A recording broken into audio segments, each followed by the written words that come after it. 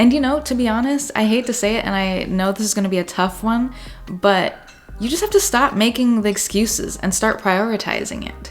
It's so easy for us to say, healthy food is expensive, healthy food is hard to get, healthy food, what's the difference? I might as well just keep eating the food that I'm used to and enjoy life. Like, I'm not gonna enjoy life if I'm eating healthy. I think those are all excuses. I used to make those excuses myself, but you need to realize what's a priority to you and then make that happen.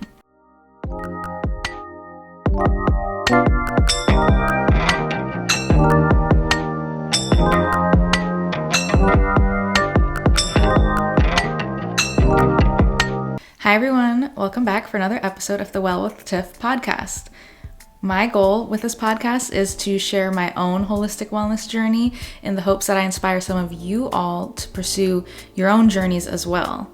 I feel like in this life that we're all living, this modern lifestyle, our bodies are constantly under attack, from the foods that we're eating, to the products that we use, to the relatively little amount of movement that we're getting on a daily basis.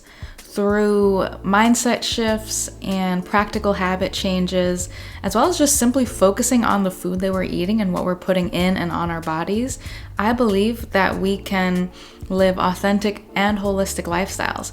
It is possible for everyone, no matter where you are in life or what your financial situation is. Little changes can make a huge impact. So if this sounds interesting to you, please feel free to stick around, subscribe, hit that like button, turn on your post notifications, because there's a lot to chat about here, and I want to build a community where we're all learning from each other and growing together.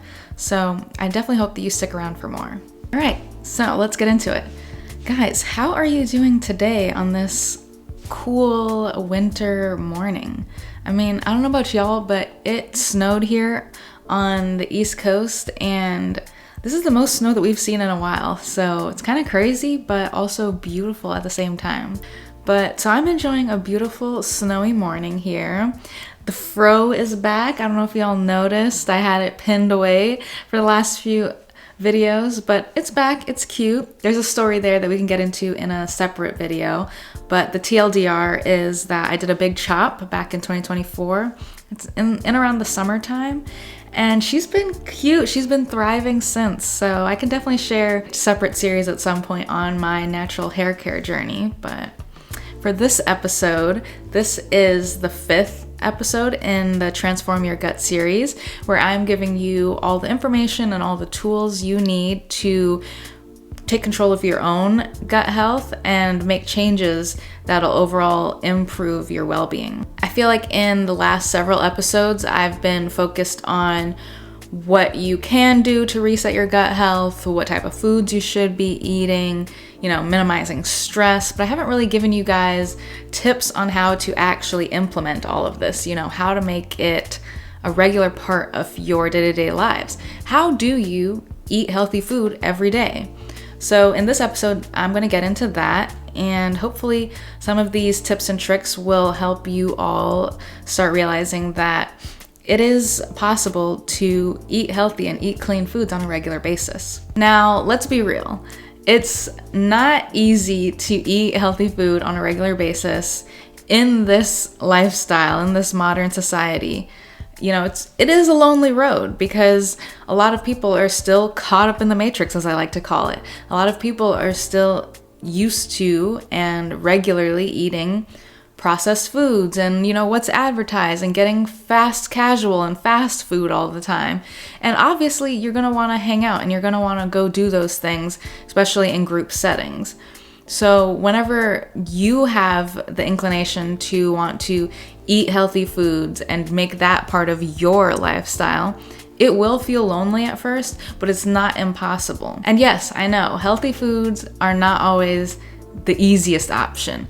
Obviously, fast food and processed foods are definitely more convenient and the easier thing to order on apps, for example. But when you start making the choices that positively impact your health and your body, you will start to notice a difference, and then you'll start to crave the healthy foods more than you're craving the foods that we are all so addicted to. And to be honest, I hate to say it, and I know this is going to be a tough one, but you just have to stop making the excuses and start prioritizing it. It's so easy for us to say, healthy food is expensive, healthy food is hard to get, healthy food, what's the difference? I might as well just keep eating the food that I'm used to and enjoy life. Like, I'm not gonna enjoy life if I'm eating healthy. I think those are all excuses. I used to make those excuses myself, but you need to realize what's a priority to you and then make that happen. Imagine reaching for healthy foods that fuel your body easily and without even thinking twice about it. That is within reach for you, and I'm going to show you how in today's episode. So, let's get into it.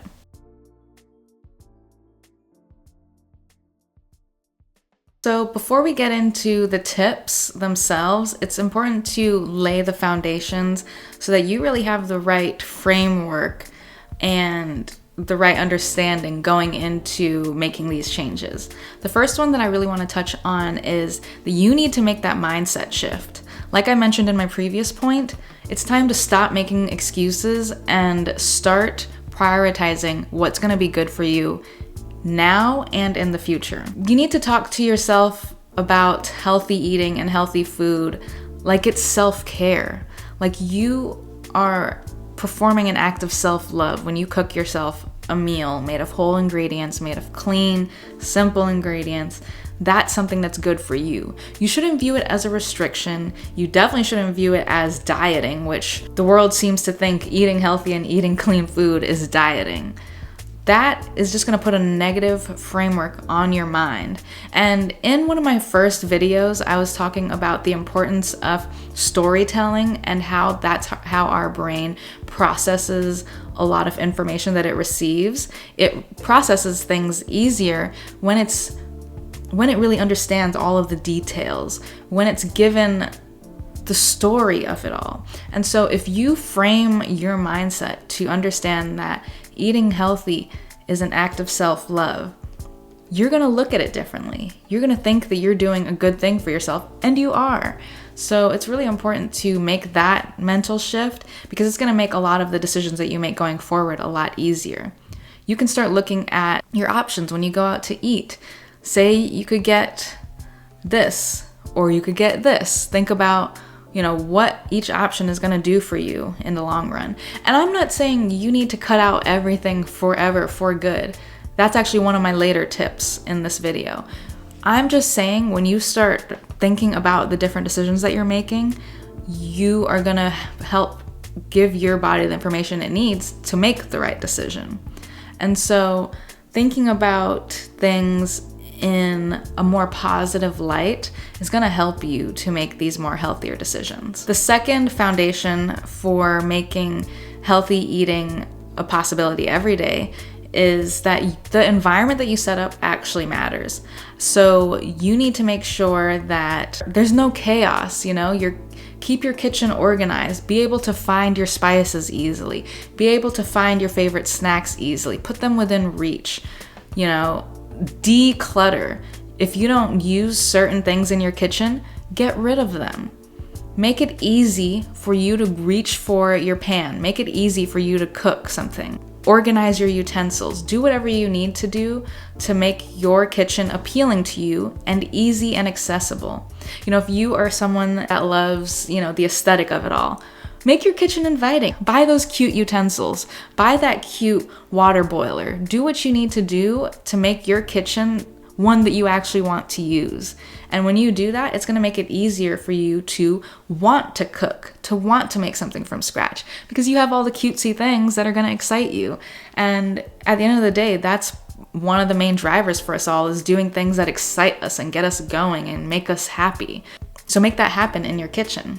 And the third foundation that I want to chat about is community. You want to find the community that uplifts you in this journey, a community that's also on the same or a very similar journey. You want to find people that are like-minded and wanting to make the changes that you're making, because if you are, like I said, on this holistic journey, but a lot of your friends and your family aren't. It's gonna be tough to implement things regularly because you're gonna want to fit in. That's in our nature, to fit in. And so just start seeking out people that are also doing the same journey as you, and that'll help you visualize and see that it is possible. This person is doing it, so I can too. And it's not hard.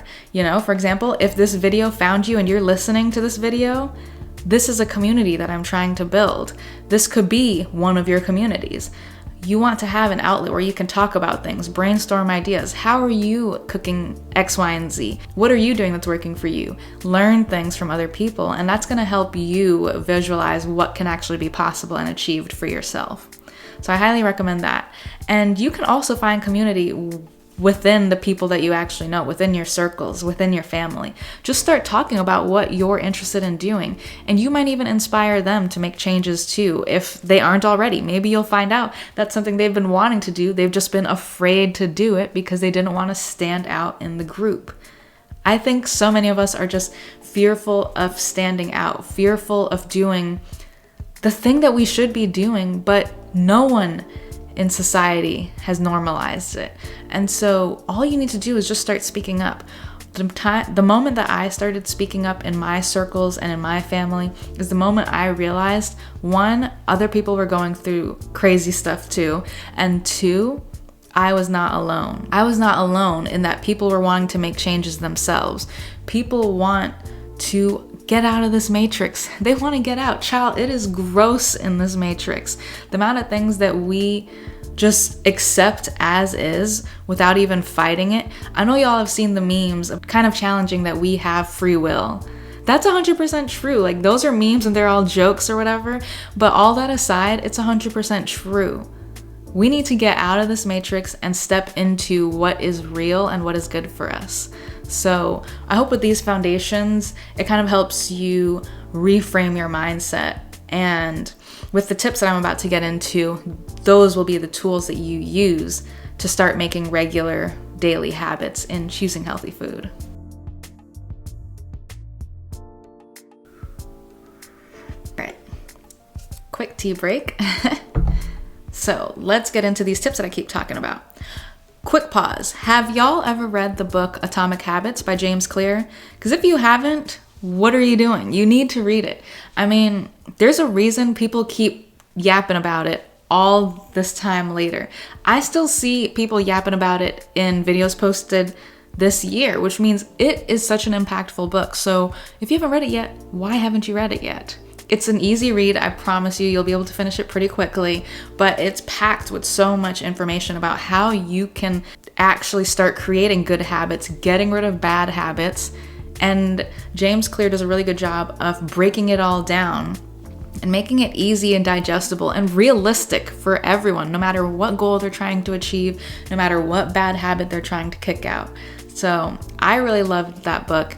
And it's definitely a book that I'm going to keep reading over and over and over again. So anyways, I bring that up because some of these tips and tricks are related to the systems and ideas that James Clear talks about in his book, Atomic Habits. So my first tip is to avoid having processed foods and all of the bad options in your house, plain and simple. That's related to one of the tips that he shares in his book, is if you want to avoid doing a bad habit, make it hard, make it difficult for you to actually do that thing. So if you don't have candy in your house, then you're not going to go and reach for it. You're not gonna be inclined to want to have candy because it's not there. And if you really want it, you're gonna have to get in your car, drive to the local convenience store and go get your candy. And who wants to do that on a snowy winter morning? Not me. So when you make it hard, you are going to be less likely to actually do that bad habit. And then over time, you're going to stop craving that thing as, it continues to be harder for you to have access to. Then your mind starts associating it a little bit more negatively because it's like, oh, I have to go get that thing. Why do I actually have to go get it? Do I actually need it? You start asking yourself questions like that. And then you realize, no, you don't actually need that thing. So that is my number one first tip. and it's one that I implemented pretty early on in my holistic wellness journey, is I just started cutting things out and keeping them out of the house when I noticed that my body was sensitive to them. For example, I have always been a cheese lover, a cheese girly, loved my pizzas, loved it all. And when I found out that I was sensitive to dairy, that was definitely a punch to the chest. I mean, I couldn't imagine not having pizza. I couldn't imagine not having my cheese and my charcuterie nights, but I had to make that decision. Yes, for my own health and well-being, but if I continued to have it in the house, then I would still want to try to reach for it. I'd be like, oh, well, I know what to expect now. I know it's not going to make me feel good, but I'm just going to have it this one time and it'll be fine. You can't have those moments when you're trying to cut a bad habit out. Unfortunately, the easiest thing, in my opinion, is to quit cold turkey. So I low-key banned having cheeses in the house for a long time, even though my husband doesn't have that issue. He can have as much cheese as he wants, but he was in solidarity with me, and so it was gone. So it was gone for a while, and that helped because it was out of sight, out of mind. Once I wasn't thinking about it, once I wasn't seeing it, it was much easier for me to adjust and adapt to not being able to eat cheese as much as I would want to anymore. Now, see, the thing is, this year, especially with the holidays and stuff, cheese has been back in our house since. And once it's been in our house, your girl has been eating it. Not as much as I would probably years ago, but I've been having a few slices here and there and treating myself because, again, I'm only sensitive. I'm not allergic, so I'm okay with making that decision. But my point here is it's in the house again, and what do you know? I'm eating the cheese again. So that just goes to show you, once you take that thing out, you stop thinking about it as much. You almost forget about it. And so I highly recommend that if you're someone who loves eating chips, you love eating candy, you love eating sweets and, desserts and everything, just get them out of the house for a little while you start making these changes and adjusting to your new eating habits. Once you realize that you've built up the strength and the tolerance to have that thing back around, especially if you live with other people, then you can start introducing it back into your house. And just remember to think through your decisions when it comes to food before actually just reaching for it just because it's there. Now, I'm not saying become neurotic and just think about every little detail about food. No, I'm not saying that. I'm just saying be a little bit more thoughtful about how it's going to impact your body and then go from there. Tip number 2 is to make the process fun. Enjoy cooking. Look forward to it. This goes back to my foundational point earlier of making your kitchen inviting and something you actually want to use regularly. Just try to romanticize the process of cooking. Nobody loves grocery shopping, but when you prepare that list and you go in the grocery store, just try to enjoy it. Look for the fresh produce. Enjoy all the different colors and all the different options that you see. Just try to romanticize that process. When you go to cook in the kitchen, enjoy the smells. Enjoy experimenting with different seasoning. Figure out what works for you and what you enjoy. Look forward to it. Get your favorite pot and use that to cook. Find different ways to bring joy into it, because I know it's not going to be easy. It's going to be time consuming. So you might as well enjoy it. Play your favorite podcast. Play your favorite music. Dance in the kitchen while you're cooking. Just do different things that are going to bring you joy. If you're a multitasker, then you can prepare something, put it in the oven. While it's cooking, you can make a to-do list. You can work on your side hustles. You can do different things depending on how you're cooking. The oven, for example, is a great way to put something on, set it, forget it for a little while. Don't forget to set your timer, but you can put that away for a little while and do something else. It doesn't require as much attention as, say, cooking something in a pan and constantly needing to stir it, flip it, do all those things. So you can find different cooking methods that work for you. Maybe you're someone who just wants to have the slow cooker life and constantly cook things in the slow cooker. That's totally okay, because that frees up a ton of time for you to do other things, and at least you're cooking your own meal. If you are someone that'll love to bake and put things in the oven, do that. That's okay. If you're someone who maybe wants to be a little bit more involved, then maybe you're someone who's going to want to cook your meals on the stovetop. All of these options are wonderful. I'm simply just happy that you're even considering any of them and cooking your own meals. So my point here is just to make sure that you are experimenting, finding things that you enjoy and like eating, and then going from there. Make that process one that you're going to want to keep coming back to. Third tip is to try to recreate healthier versions of the foods you're used to eating and the foods that you love. I have been trying to do this for a little while now because my family's Jamaican, and the first time that I told them that I was going to try to do all these things and make all these changes, they were like, what are you talking about? Like, that's just unheard of for them. The point here that I'm making is, what was the point that I was making?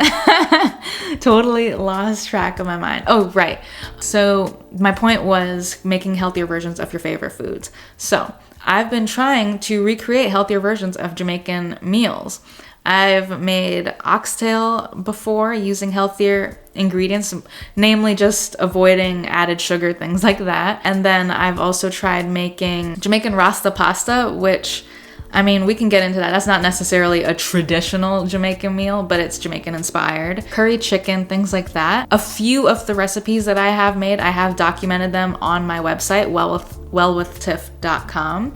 So I'll link that up here, and you can definitely check it out. I'm trying to add more recipes to that over time. That way I'll have a reservoir of options that I can share with people. It'll help people realize that it is possible to recreate dishes that you're used to, make them a little bit more healthier and better for your body overall. For me, figuring out the Jamaican recipe, I just thought through what I've seen my mother use whenever she was cooking, and then I thought, do I actually need all that sugar?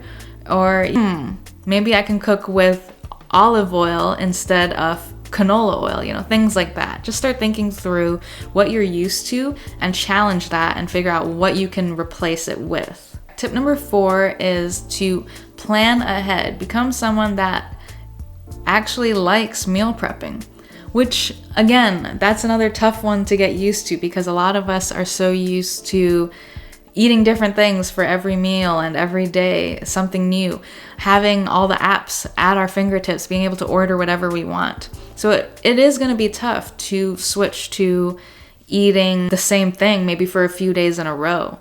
But your body does need some consistency. It needs to be able to process the foods that it's used to. So think about it that way. But also, meal prepping could also just make your life easier. For example, you will find that you free up time during the week when you don't have to cook every night. Or you realize that maybe you save some money because you don't eat out for every lunch while you're at work. You have brought something that you already meal prepped, or you had some leftovers from the night before. It doesn't even have to be a serious meal prep where you've seen online where people have like 80 Tupperwares all filled up for the entire week. You don't need to do all of that. It could be as simple as when you cook, make sure you have some leftovers for the next day. Anything that's going to help you save time in the future, in my opinion, is time well spent. And so something that I like to do is I go on Pinterest and I look up recipe inspo, clean eating inspo, things like that. And it gets me excited. I'm like, oh, I didn't know you could make that way, or wow, that's creative. And so I come up with different ideas and then I try to incorporate them in real life. And usually people are pretty good about including what ingredients you need, things like that. And so that'll help you build your grocery list.